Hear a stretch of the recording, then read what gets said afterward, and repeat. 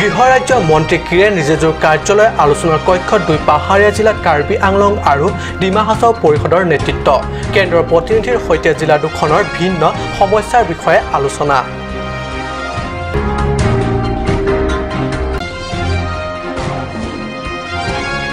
হাওড়াঘাটৰ আছুৰ দ্বাৰা পতঞ্জলি সামগ্ৰী বিক্ৰী বন্ধ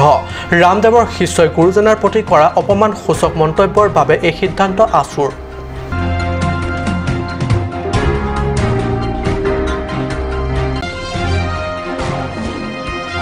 পশ্চিম কাৰ্বি আংলঙৰ হামৰেনত ASDC, KSA আৰু KNCAৰ বিৰাট প্ৰতিবাদী সমদল সীমান্ত ভূমি বেদখলৰ লগতে লেহেমীয়া পথ নিৰ্মাণৰ সন্দৰ্ভত এই প্ৰতিবাদ যৌথ সংগঠনৰ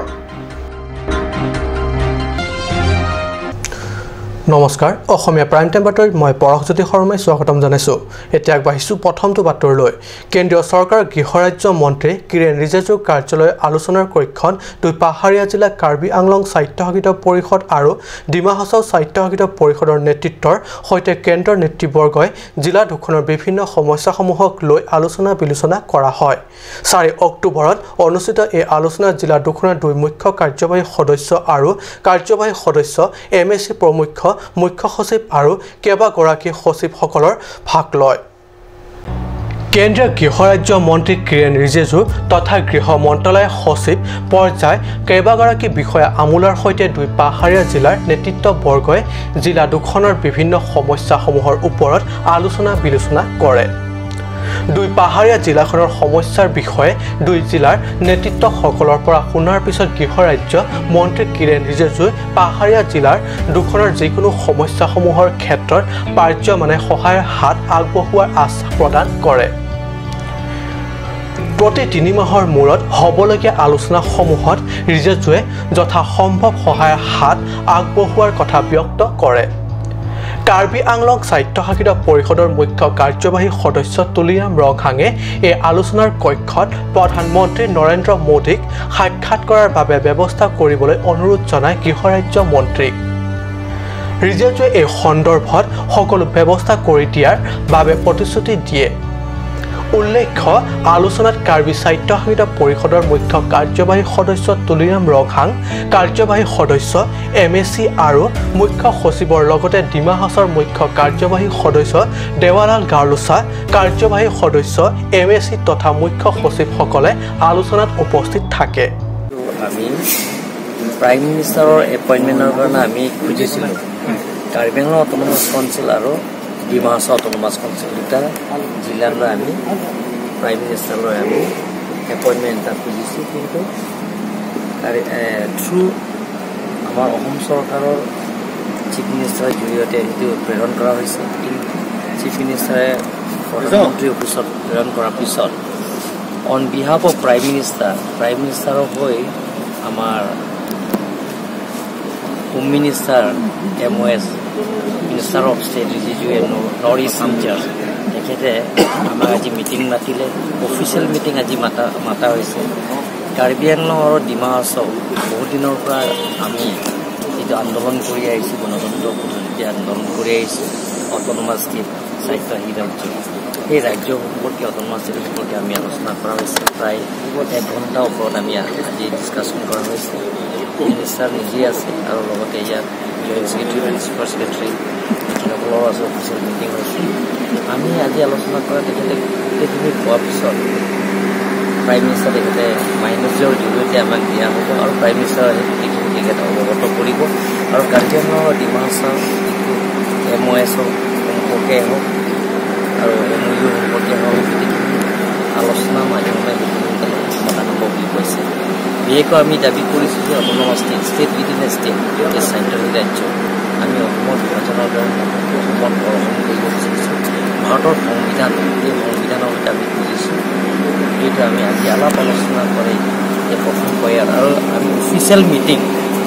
আমি 3 মাহৰ মূৰে আমাৰ অফিচিয়েল মিটিং আমাক এইটো মাতিব লাগে কাৰ্বি আংলং ডিমা হাছাও দুটা কাউন্সিলত আমাৰ অফিচিয়েল মিটিং অট'নমাছ ষ্টেটৰ ইছ্যু লৈ আমাক সেইটো মাতিব লাগে বুলি আমি অনুৰোধ কৰিছোঁ সেইমতে ভাৰত চৰকাৰে সেইটো আমাক অনুমোদন দিলে যে সেইটো আমি প্ৰত্যেক 3 মাহৰ মূৰে যিটো আপোনালোকৰ সমস্যাবিলাক সমাধান কৰিবৰ কাৰণে আমি মাতিম আমি আজি আৰু আজি যি বৈঠক লৈ তাত আছে সেইটোৱে আপোনালোক সন্তুষ্ট নে আজি যিটো প্ৰথম আমি অফিচিয়েল মিটিংটো আজি বহিছোঁ ৰাজনৈতিক যিটো সমস্যা সেই সমস্যাটো আমি সন্তুষ্ট হৈছোঁ পৰৱৰ্তী বৈঠক কেতিয়া হ'ব 3 মাহৰ পিছতে আকৌ মাতিম বুলি কৈছে আৰু প্ৰধানমন্ত্ৰীৰ লগত কিবা বৈঠক হ'ব নেকি আমি ডিমাণ্ড কৰিছোঁ যে প্ৰধানমন্ত্ৰীৰ লগত আমাৰ সমস্যাবিলাকৰ সোনকালে সমাধান কৰিবৰ কাৰণে আমাক সেইটো আলোচনা কৰাৰ সুবিধা দিব লাগে বুলি আমি আশা কৰিছোঁ বিশেষ প্ৰতিবেদক কাট নিউজ কেৱল ভাৰতবৰ্ষতেই নহয় পতঞ্জলি সামগ্ৰীসমূহে আন্তঃৰাষ্ট্ৰীয় বজাৰ দখল কৰিবলৈ সক্ষম হোৱাৰ সময়তে অসমৰ ছাত্ৰ সন্থাৰ ৰোষত পৰিছে যোগগুৰু ৰামদেৱৰ পতঞ্জলিয়ে সম্প্ৰতি আছুৰ হাৰাঘাট আঞ্চলিক পতঞ্জলি সামগ্ৰীসমূহ বিক্ৰী বন্ধ কৰিছে আছুৱে ৰামদেৱৰ এগৰাকী ভণ্ড যোগ প্ৰশিক্ষকে জগতগুৰু শংকৰদেৱৰ প্ৰতি কৰা অপমানসূচক মন্তব্যৰ বাবে আছুৰ হাৰাঘাট আঞ্চলিক পতঞ্জলি সামগ্ৰীসমূহ বিক্ৰী কৰিবলৈ বন্ধ ৰাখে আছুৰ হাৰাঘাট আঞ্চলিকৰ দৃঢ়মত যে যোগ প্ৰশিক্ষক সতীনাথ বৰালে ক্ষমা নোখোজা পৰ্যন্ত থাকিব এই নিষেধাজ্ঞ হয় সদ্যহতে পুৱাৰ চাহ পতঞ্জলি বিস্কুটেৰে আৰম্ভ হোৱা লোকৰ বাবে এয়া নিশ্চয় দুখৰ খবৰ এতিয়া লক্ষণীয় কথাটো হৈছে যোগগুৰু ৰামদেৱৰ শিষ্য সতীনাথ বৰালে কৰা এই মন্তব্যৰ বিপৰীতে ক্ষমা কেতিয়া খুজিব বা এই সন্দৰ্ভত যোগগুৰু ৰামদেৱৰ কি অন্তিম প্ৰতিক্ৰিয়া বা পদক্ষেপ হ'ব সেয়া নিশ্চয় হ'ব লক্ষণীয় পতঞ্জলিৰ বাবা ৰামদেৱৰ এজন শিষ্য আহি পেলাই অসমত যিখিনি বেয়া মন্তব্য কৰি থৈ গ'ল আমাৰ গুৰুজনৰ বিষয়ে সেইখিনি আমি কোনোপধ্যে সহ্য কৰিব নোৱাৰোঁ আৰু সেইবাবে আজি আমি হাৰহাট আঞ্চলিক ছাত্ৰ সন্থাই হাৰহাট বজাৰত পতঞ্জলিৰ যি ব্যৱসায় আছিলে সেয়া আমি বন্ধ কৰি ৰাখিছোঁ যেতিয়ালৈকে সেই পাবত গজা বাবাজনে আহি পেলাই অসমত ক্ষমা নোখোজেহি তেখেতে অসমৰ সত্ৰবোৰ আহি পেলাই যেতিয়া এহাতলৈকে মাতি নেচেলেগে তেতিয়ালৈকে আমি এই আন্দোলন এই বন্ধ কাৰ্যসূচী আমি কৰি থাকিম আৰু যেতিয়ালৈকে তেখেতে ক্ষমা নোখোজে তেতিয়ালৈকে পতঞ্জলি কোনো বস্তু আজি হাৰহাট বজাৰত আমি বেচিবলৈ নিদিওঁ আৰু হাৰহাট আঞ্চলিক ছাত্ৰ সন্থাই অনাগত দিনত এই ক্ষেত্ৰত মাত মাতি যাব আৰু ইয়াত দৰকাৰ হ'লে ইয়াতকৈ আৰু বহুত ডাঙৰ হাৰাঘাটৰ পৰা গৌতম চন্দ্ৰৰ ৰিপৰ্ট কাট নিউজ পশ্চিম কাৰ্বি আংলং জিলাৰ সদৰ হামৰেন ASDC KSA আৰু KNCৰ যৌথ উদ্যোগৰ ৰাজপথেদি উলিয়াই বিৰাট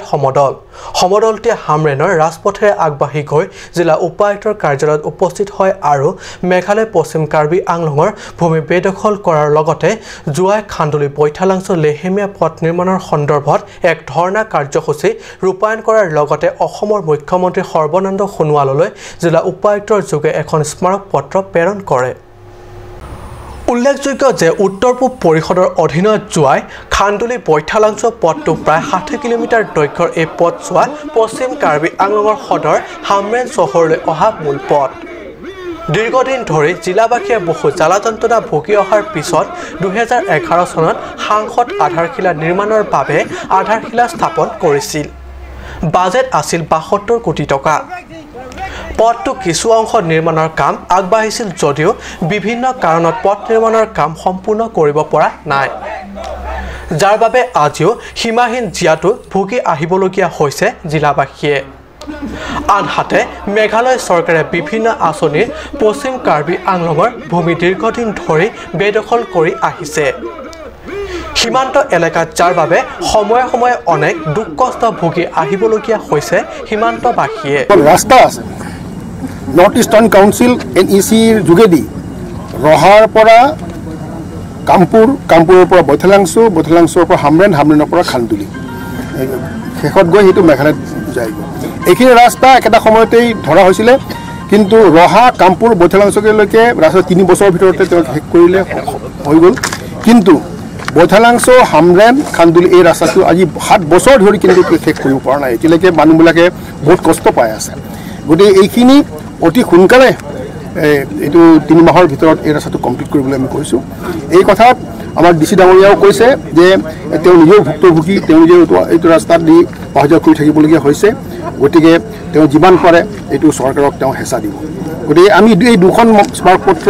আমি অসম চৰকাৰক দিলোঁ আৰু আমাৰ আশা আছে অসম চৰকাৰে এইটো গভীৰভাৱে ল'ব আৰু এইটো সমাধান কৰিব আৰু আমি ASDC KSA KNC আমি দৃঢ় প্ৰতিজ্ঞ যে এইখিনি যদি সময়মতে যদি এইখিনি সমাধান নকৰে তে ইয়াতকৈ ডাঙৰ আৰু আমি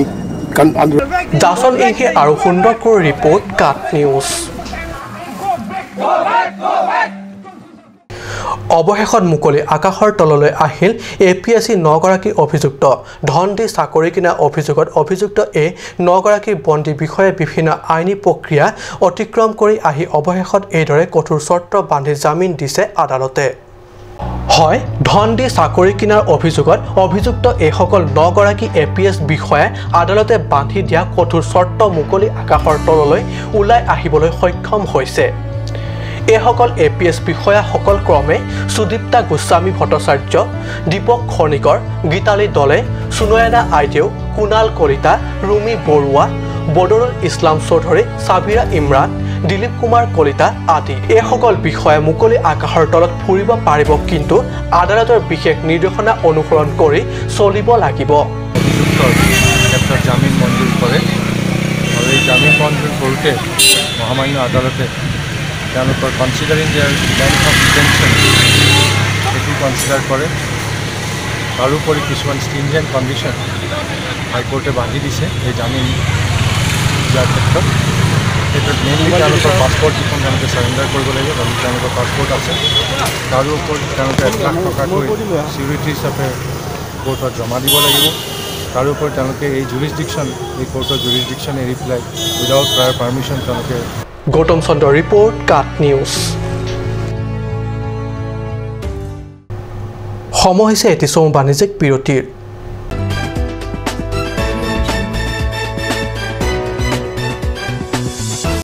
J&J Mandu has come to twist your taste with ethnic traditional dishes, noodles, rice, main course, beverages, soups and many more. A restaurant that makes you feel alive and energized. You can be out there enjoying the things you love. Parties like wedding parties and birthday parties are also taken up.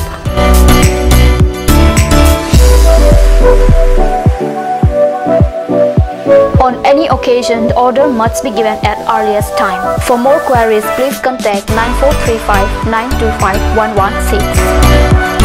J&J Amandu, Difu Karbi Anglong Birla, near Bharat Petrol Pump.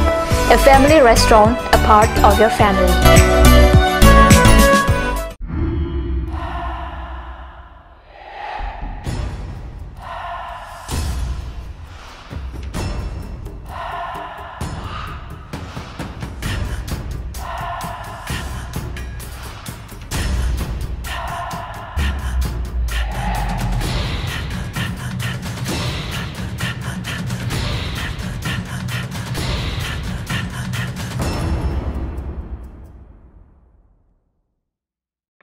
আজিকালি যিকোনো party মানে কাঞ্জ juice বাইদি বেটো কমলাটো খাইছিলি না আনাৰসৰটো পাহাৰীয়া কমলা আৰু আনাৰসৰ পৰা তৈয়াৰ কৰা কাঞ্জ জুচ সম্পূৰ্ণ বিশুদ্ধ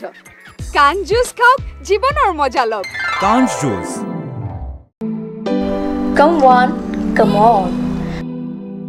Grand opening of Bazaar, India.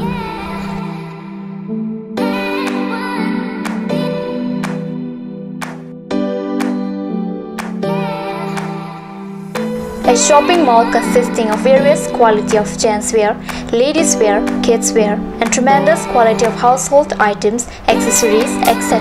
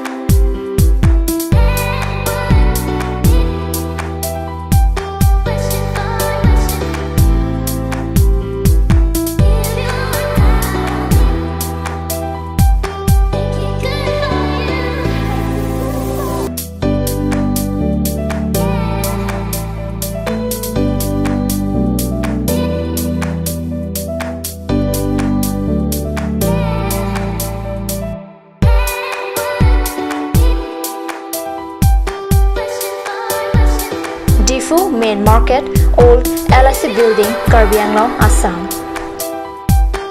Looking for your needs? Visit Bazaar India.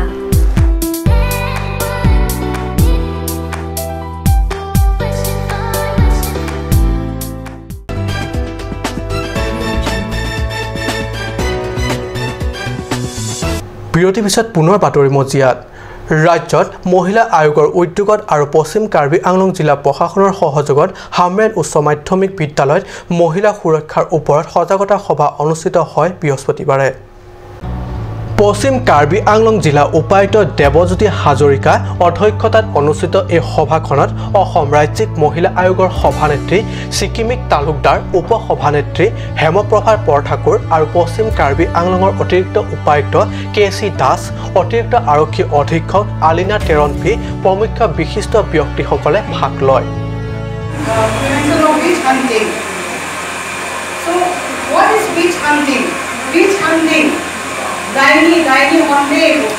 Daily Monday. So previously, this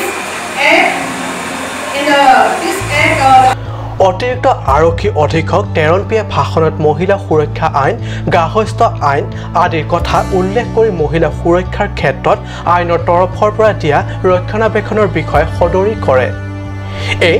সভাত মহিলা আয়োগৰ সভানেত্ৰী ছিকিমিক তালুকদাৰে কয় যে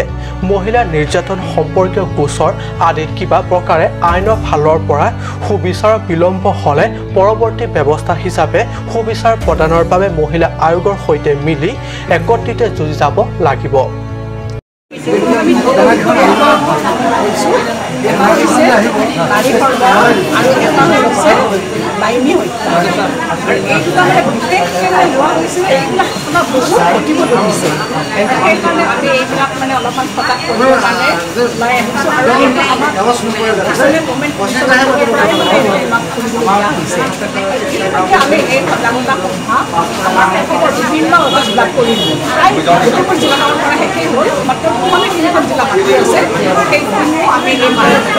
উল্লেখ্য যে জিলাখনৰ আত্মসহায়ক গোটৰ ফেডাৰেশ্যন আশাকৰ্মী আৰু ভিন্ন প্ৰান্তৰ মহিলাসকলে আহি এই মহিলা সজাগতা সম্পৰ্কীয় সভাত যোগদান কৰে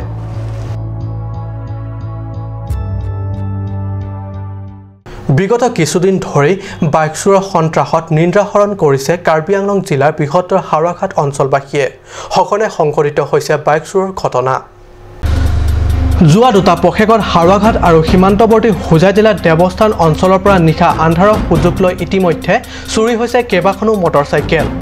যোৱা নিশাও হাওৰাঘাট নগৰৰ পৰা ৩ নং ৱাৰ্ডৰ বাসিন্দা বীৰেন্দ্ৰৰ ঘৰৰ পৰা AS09E3486 নম্বৰ এখন বাজাজ পালচাৰ আৰু AS09R7246 নম্বৰ এখন বাজাজ এডভেঞ্চাৰ বাইক চুৰ কৰি নিয়ে পুৱাৰ লগে লগে এই চুৰিকাণ্ডৰ বিষয়ে হাওৰাঘাট আৰক্ষীক অৱগত কৰে ঘটনা সন্দৰ্ভত হাওৰাঘাট আৰক্ষীয়ে তদন্ত অব্যাহত থকাৰ মাজতে বুধবাৰে পুৱাই ধনশিৰি উপ আৰক্ষী চকীৰ ভাৰপ্ৰাপ্ত আৰক্ষী বিষয়া জ্যোতিষ্ময় গায়নৰ তৎপৰতাত আৰক্ষী নিয়মীয়া তালাচীত তালত পৰে হাওৰাঘাটৰ পৰা চুৰ কৰি নিয়া পালচাৰ বাইকসহ এটা চুৰ দ্বিতীয় চুৰটোৰ নাম আস্কৰ উদ্দিন চুৰটোৰ ঘৰ হোজাই জিলা মুৰজাৰৰ মুইডাংগা পথাৰত যোৱা নিশা চুৰ হোৱা আন এখন বাইক এই পৰ্যন্ত উদ্ধাৰ কৰিবলৈ সক্ষম হোৱা নাই ধনশিৰি আৰক্ষীয়ে বাইক চুৰ চক্ৰটো উৎখাতৰ বাবে দ্বিতীয় চুৰটোক মাৰাথান জেৰা অব্যাহত ৰখা বুলি জানিব পৰা গৈছে কাৰ্বি আংলং জিলা সৈনিক কল্যাণ কাৰ্যালয়ৰ উদ্যোগত 4 অক্টোবৰৰ পৰা আৰম্ভ হৈছে 7 দিনীয়া মৌপালন প্ৰশিক্ষণ প্ৰাক্তন সৈনিক আৰু প্ৰাক্তন সৈনিকৰ পৰিয়ালৰ নিৰ্ভৰশীল সদস্যসকলৰ দিয়া হয় উদ্যোগ আৰু বাণিজ্যৰ অতিৰিক্ত সঞ্চালক তথা জিলা উদ্যোগত আৰু বাণিজ্য কেন্দ্ৰই প্ৰাক্তন সৈনিক আৰু প্ৰাক্তন সৈনিকৰ পৰিয়ালৰ নিৰ্ভৰশীল সদস্যসকলৰ উদ্যোগত আৰু বাণিজ্যৰ অতিৰিক্ত সঞ্চালক তথা জিলা উদ্যোগ আৰু বাণিজ্য কেন্দ্ৰৰ উদ্যোগত দিয়া হয় মৌপালন প্ৰশিক্ষণ আজিৰ পৰা আৰম্ভ হোৱা প্ৰশিক্ষণ চলিব অহা 10 অক্টোবৰলৈ ডিফুস্থিত জিলা উদ্যোগত আৰু বাণিজ্য কেন্দ্ৰৰ হৈ প্ৰশিক্ষণ প্ৰদান কৰে প্ৰশিক্ষক ইমতিয়াজ হুছেইনে প্ৰশিক্ষণৰ কাৰ্যসূচী জিলা উদ্যোগ আৰু বাণিজ্য বিভাগৰ বিষয়া চন্দন বুঢ়াগোহাঁইৰ দ্বাৰা শুভাৰম্ভ কৰা হয় প্ৰশিক্ষণত প্ৰাক্তন সৈনিক তথা সৈনিকৰ পৰিয়ালৰ ভালে সংখ্যক লোক অংশগ্ৰহণ কৰে আজি অসমীয়া প্ৰাইম টাইম বাতৰি ইমানতে সামৰিছোঁ ধন্যবাদ